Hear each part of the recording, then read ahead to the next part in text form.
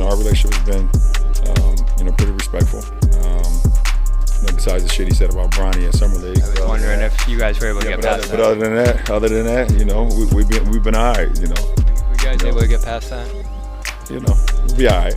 After facing the Boston Celtics, LeBron James stepped into his post-game media session and unexpectedly shifted the conversation. He praised Jaylen Brown as a legitimate MVP contender, but then subtly revisited Brown's past remark about Bronny, making it clear he hasn't forgotten it, even 2 years later. Suddenly, what seemed like a routine comment turned into something much deeper. So here's the real question: was Jaylen Brown out of line for what he said about Bronny during Summer League, or was he simply speaking his mind? Share your honest opinion. To understand why this still matters, we have to rewind to the 2024 NBA Summer League, where Bronny James, LeBron's son and a first-round selection by the Los Angeles Lakers, was on the court, navigating the spotlight and pressure that come with carrying one of the most famous names in basketball.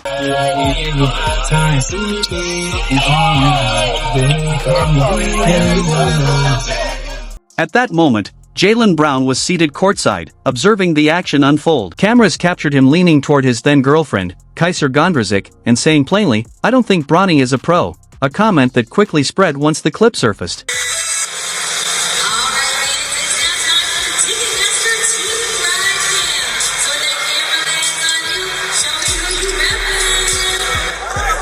It wasn't muttered under his breath or framed in a way that left room for interpretation. There was no confusion about what was said and no alternate meaning to debate. It was a clear, direct statement, captured on camera, about the son of one of the most influential and deeply invested fathers the game of professional basketball has ever seen. I don't understand why Jaylen Brown is getting so much shit for being caught on TV saying, "I don't think Bronny is a pro." Nothing he said there is wrong. Bronny is probably not at a pro level right now. And then he quote tweets the video. He goes, "It's a flex to have your son alongside you in the NBA. It reflects greatness and longevity. Bronny has all the tools around him to be successful. I look forward to watching his growth." Nothing he said in either the what happened on TV or the kind of apology on Twitter was wrong.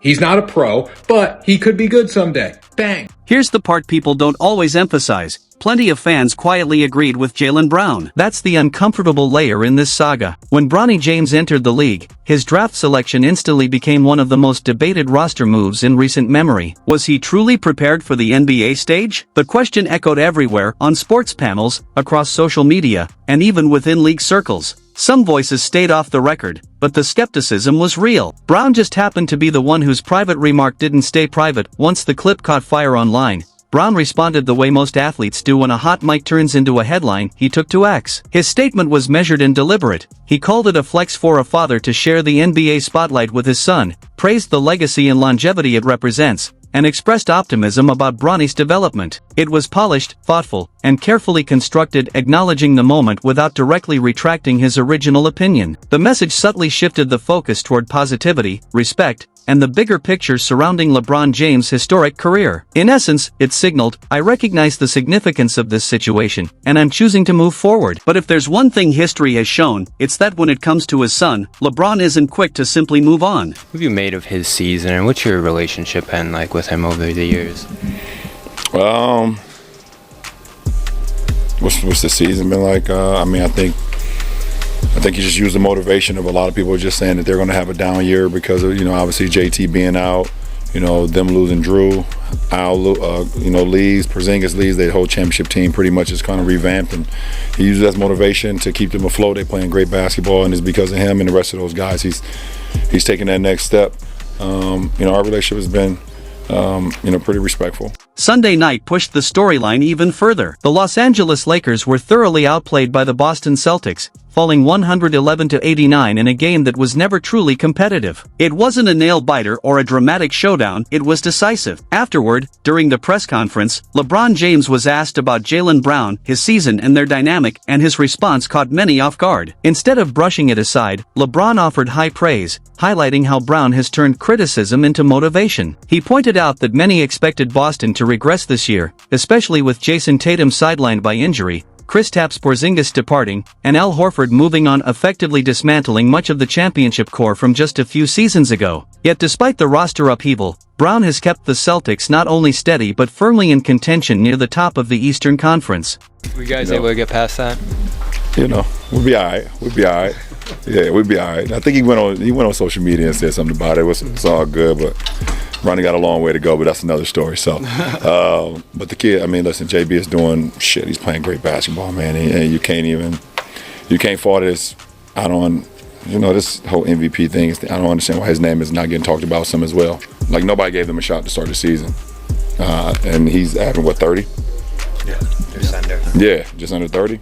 LeBron James didn't hesitate, he said it outright. Jaylen Brown has leveled up. He pointed to Brown's near 30 points per game average and even questioned why his name isn't gaining stronger traction in the MVP race. No one expected Boston to thrive this season, especially after Jason Tatum went down with injury and key pieces like Kristaps Porzingis and Al Horford moved on. Yet Brown has kept the Boston Celtics firmly in the Eastern Conference conversation. Then LeBron added a line that shifted the tone. Sometimes the MVP race feels like a popularity contest. That remark carries weight coming from someone with his resume, an all-time great who has, at times, felt the award voting didn't fully reflect on court dominance. But the internet zeroed in on something else. In the middle of praising Brown, LeBron casually referenced the Summer League comment about Bronny James, noting their relationship has been respectful besides that. He quickly softened it, "We'll be all right," repeating the phrase like a thermostat, keeping the temperature from rising. In one answer, LeBron accomplished three things. He publicly acknowledged the old remark for the first time, subtly admitted it still lingered,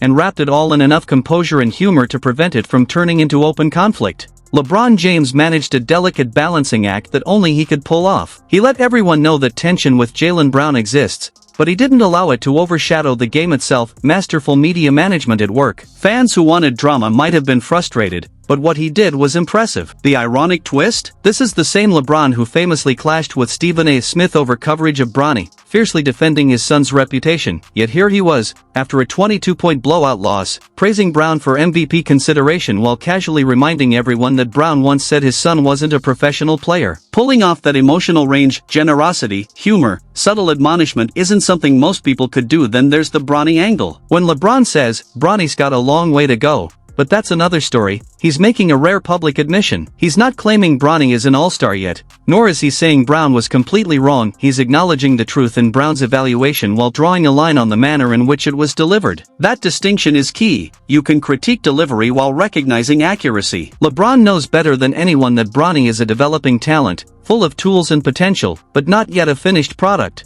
Sometimes in the NBA, it's not just about what happens on the court, it's about what gets said off it, and more importantly, who remembers it.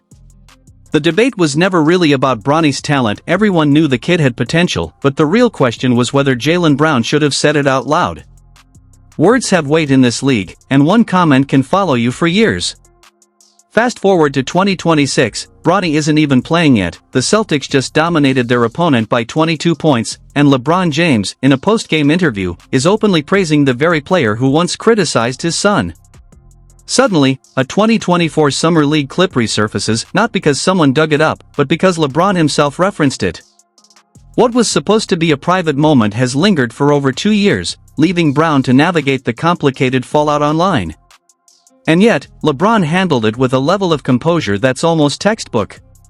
Previously, he had shown far less patience when dealing with people like Stephen A. Smith, but this time, he seamlessly incorporated the story into a conversation about MVP candidates, calmly controlling the narrative while keeping it engaging. The most fascinating part? LeBron is simultaneously campaigning for a player who once criticized his own son, while subtly making it clear that he hasn't forgotten, a rare combination of generosity and sharp memory. It sends a message to the league: I'm bigger than this, but I remember everything. Meanwhile, Jaylen Brown isn't letting the past define him. He's thriving, averaging 29.2 points per game, carrying a rebuilt Celtics squad, and earning MVP recognition even from one of the greatest players in NBA history. This chapter proves that the NBA is never just basketball, it's layered, unpredictable, and as psychological as it is physical. Every interaction, every comment, every clip can echo years later, and how you handle it defines your legacy almost as much as what you do on the court. LeBron could have easily ignored the past, focused solely on basketball, and moved on, but he didn't. He brought it up with a smile, shifted the conversation forward, and reminded everyone watching how the league truly operates at the highest level. Moments like these are what make the NBA so compelling. It's not just about points, rebounds, or assists, it's about strategy, narrative, and the human side of competition. And for fans, that's why we keep coming back. If you enjoyed this breakdown and want to see more stories like this, make sure to subscribe to the channel, hit the notification bell, and don't miss the next video, because the NBA always has another chapter waiting to surprise us, and you won't want to miss it.